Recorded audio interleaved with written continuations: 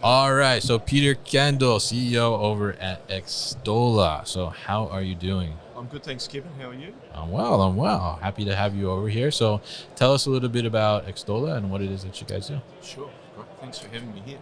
Extola, we're an Asia Pacific centric specialist supply chain consulting solutions organisation. So we work with a range of clients, and we're all about designing, optimising really efficient supply chains for those businesses. So how do we flow inventory through a supply chain Yeah. as effectively as possible? Yeah, and I think that's such an important thing to do is to be able to create that flow, right? And I did see too. You took some time off to be a surfer, right? So you know a little bit about flow. Well, yeah, I wouldn't say I'm a good enough surfer to talk about the flow in the surf sense, but I give it a good go. But some things I'm not a natural at, and that's one of them.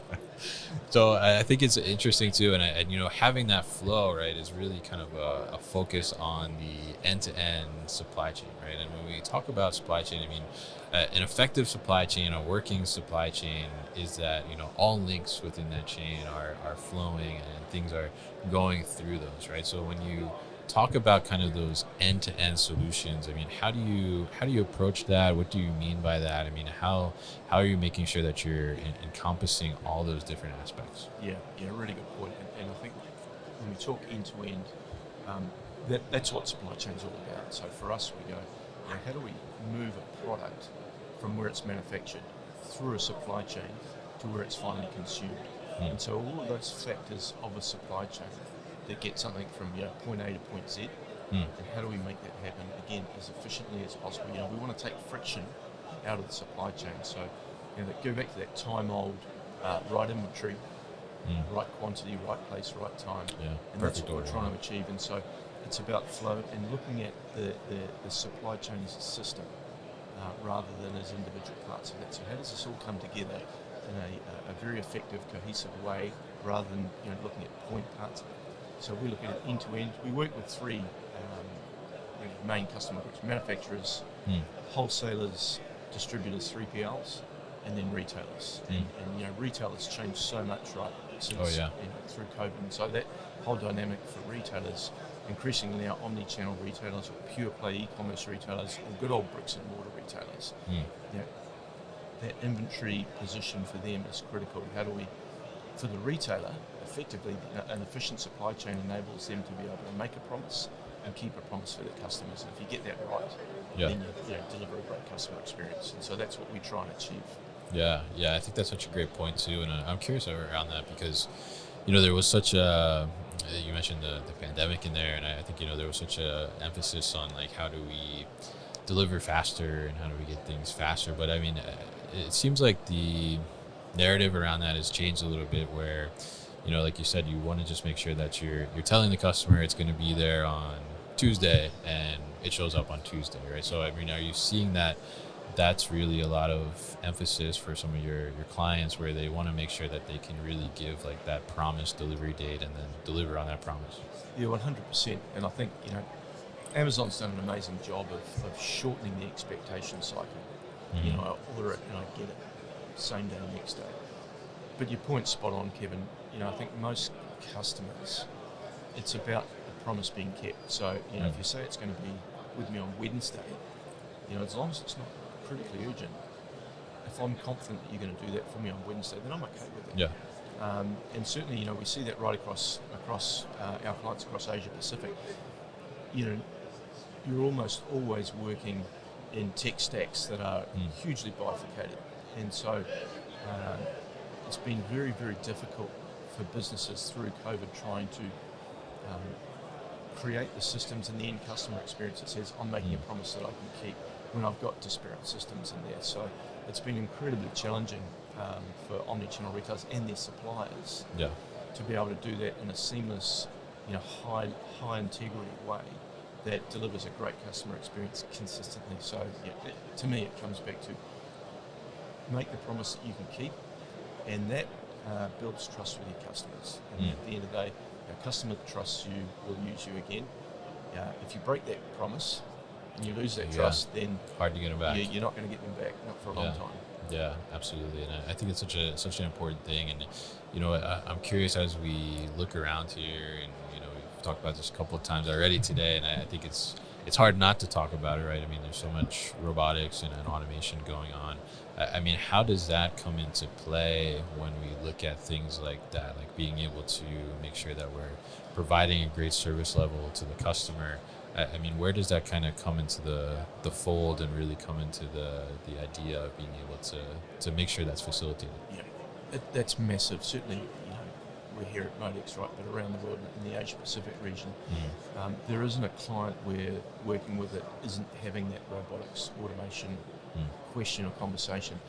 Particularly in our sort of key markets of Australia and Singapore, very, very high real estate costs and very high labour costs. Yeah. So, you kind of got a perfect storm for robotics, quite frankly, where, and then on top of that, a number of businesses are really struggling with labour consistency. So, people showing up for their shift on time is increasingly a big problem. Yeah. So, when I come back to, if I've got a labour force that's not showing up in the numbers that I need to ship my products to keep that customer promise, then I need to do something about that.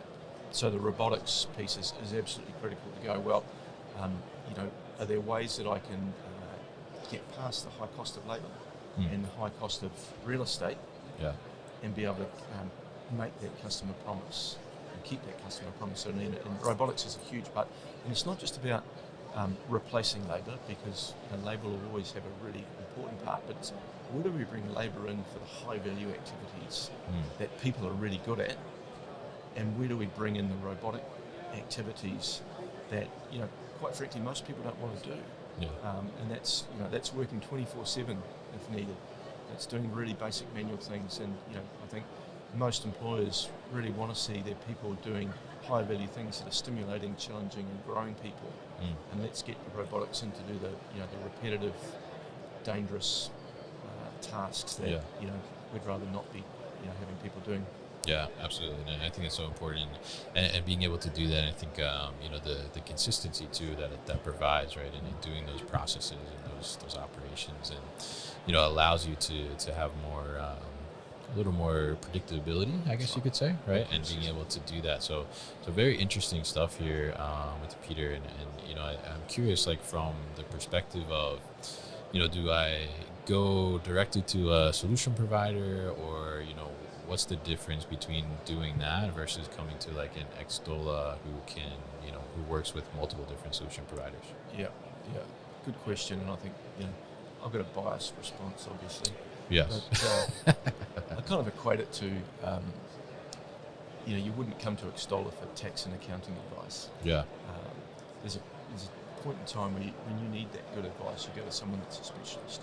And for us, we're all about specialists bring perspective, right, and they bring knowledge and expertise that you can read a lot, or you can go to some general players that know a bit, but perspective for us is, hey, we really understand the space, and so you come to a specialist that can provide a balanced perspective, but also, as I come back to, I think, a point I made earlier on about being able to understand what's happening as a system and not just as point-specific solutions, and that comes in also in terms of robotics. So, robotics vendors generally have areas of very strong competence in particular areas, and it's about using a specialist consultant to actually sit back and go, okay, well, how do we fit this together in a way that makes an effective system? Because there are multiple parts, right? I need a robot for that, but a person's still the best thing for doing this. And so, I would say you use a business like Extola as a specialist to give you that perspective to understand, how do we make this work systemically,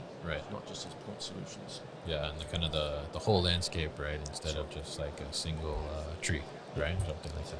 So very interesting, Peter, and I really appreciate you kind of coming by the booth here and talking to me about this. And if people are interested in learning more about Extola, what's the best way to do that? The simplest way to do that is to have a look at us on our website, extolla.com.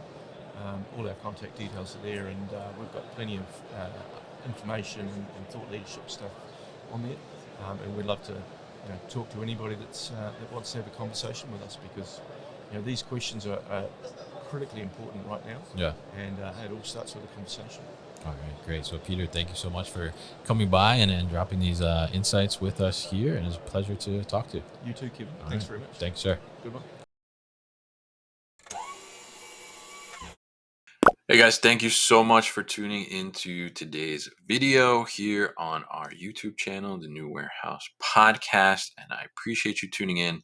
If you liked what you saw, make sure you subscribe to our channel, and if you like this video in particular, make sure you like it as well. And if you want to get this great t-shirt that you see in the video behind me, Warehouses Are Sexy, head to warehousesaresexy.com and get your own.